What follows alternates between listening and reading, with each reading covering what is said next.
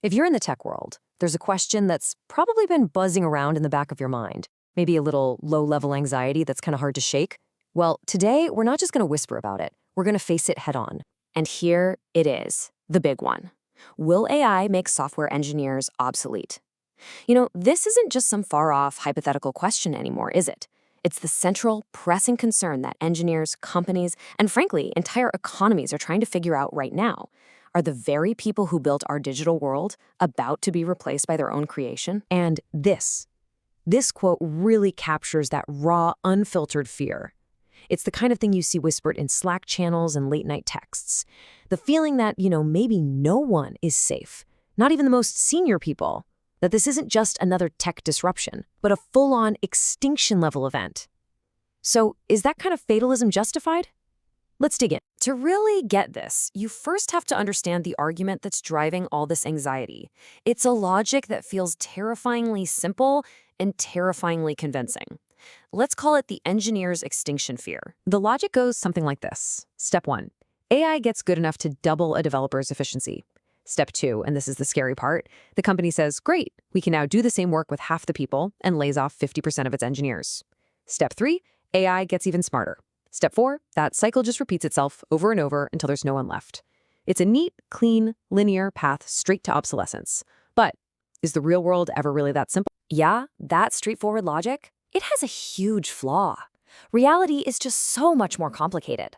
The link between making something more efficient and firing people isn't a straight line. In fact, if you look at history, it almost never works out that way. Something very different usually happens. Let's break down why it's not so simple. First, you've got something called demand elasticity. Sounds complicated, but it just means when something gets cheaper and easier, we don't just do less of the prep work. We find tons of new ways to use it. We do more. Second, an engineer's real value isn't just about hammering out code. It's the uniquely human stuff, system design, collaborating with a team, making tough judgment calls about risk. And third, new tech creates new jobs. I mean, the cloud gave us the entire field of DevOps. AI is already creating new roles like prompt engineer that we couldn't have imagined a few years ago. So what we're really seeing is a fundamental shift in where an engineer's value comes from. It's moving away from the mechanical skill of just coding fast, of just implementing a spec. Instead, it's shifting towards the strategic, high-level work, designing the whole system, making architectural decisions, and even defining what problems we should be trying to solve in the first place. And this quote, this just reframes the entire threat perfectly. The risk isn't that a robot is going to walk in and take your keyboard. The real risk is that your total value becomes less than what a company can get from an AI tool plus a lower-cost person operating it. So the new game for survival is making sure your human skills, your judgment, your creativity are worth more than that combo. Okay, but let's be honest. Those arguments might feel a little optimistic, a little too neat. What happens when AI just keeps getting better and better? To really get to the bottom of this, we have to go past the simple rebuttals and look at some much deeper economic and structural forces at play. And to find those deeper answers, we can look at this fascinating idea from economics called Jevons Paradox. Now, this goes all the way back to the 19th century. And what it says is that whenever technology makes using a resource more efficient, we almost always end up consuming more of that resource, not less. The classic example is the steam engine. When James Watt made them way more efficient, you'd think Britain would have started burning less coal, right? Wrong. The opposite happened. Factories became so cheap to build and run that they popped up everywhere, leading to a massive boom in coal consumption. The same thing could happen with software. Making development cheaper and faster won't mean we build less software. It'll mean software gets woven into every single corner of our lives. You can think about building software like a cognitive supply chain. It starts with a business need, goes through product definition, architecture, then coding, and finally deployment and getting feedback. Now, AI is getting incredibly good, but its main strength is right there in the middle, the coding and testing part.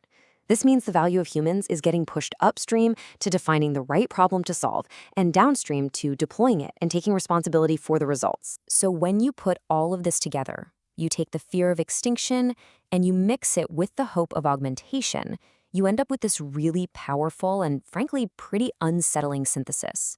And that's the idea of a coming M-shaped society. What on earth is an M-shaped society? Well, look at this. It represents the hollowing out of the middle. On one side, you have a peak of high-value AI commanders. These are the people who can define big problems and direct AI to create enormous value. On the other side, you have another peak of low-skill jobs that haven't been automated yet. But that whole middle ground, the routine, predictable, mid-skill jobs, that part gets crushed. Its value just plummets. And this leads us to a classic and pretty stark phrase from the world of cyberpunk that really captures the vibe of this new world. High tech, low life. It's a world where you have these incredible, almost magical technological advancements happening, but they exist right alongside deep, systemic inequality. And it's a direct result of that M-shaped value curve. This isn't just science fiction. There's a real logic to why AI forges this kind of world. It creates an M shape across the board. An M shape in capability because it massively amplifies the best performers while making average skills less valuable. An M shape in power, as a few megacorporations with the best AI models and the most data consolidate control. And that ultimately leads to an M shape in quality of life, creating a huge gap between those who command the technology and those who are just managed by it. Now, I know this all might sound very abstract, maybe a little dystopian, but we can make it really, really concrete. Because this big societal trend translates directly into a personal challenge for every single engineer. It's time to talk about your race against AI. Because whether you realize it or not, the race has already started. Now, nobody has a perfect crystal ball, but based on the trends we're seeing, you can start to sketch out a rough survival curve. The most repetitive jobs, think basic CRUD apps, slicing up a UI from a design file, those are at the highest risk, and in the very near term. As you move up to more complex roles like building APIs, the timeline gets a little longer. For now, the safest ground belongs to the people who operate at the highest levels of abstraction, the system architects, the security experts. This means survival isn't about just getting better at what you do now. It's about constantly climbing this value ladder. Look, AI is getting insanely good at the bottom rungs, things like syntax and basic feature implementation. The race for humans is to constantly move up, from implementing features to designing architecture.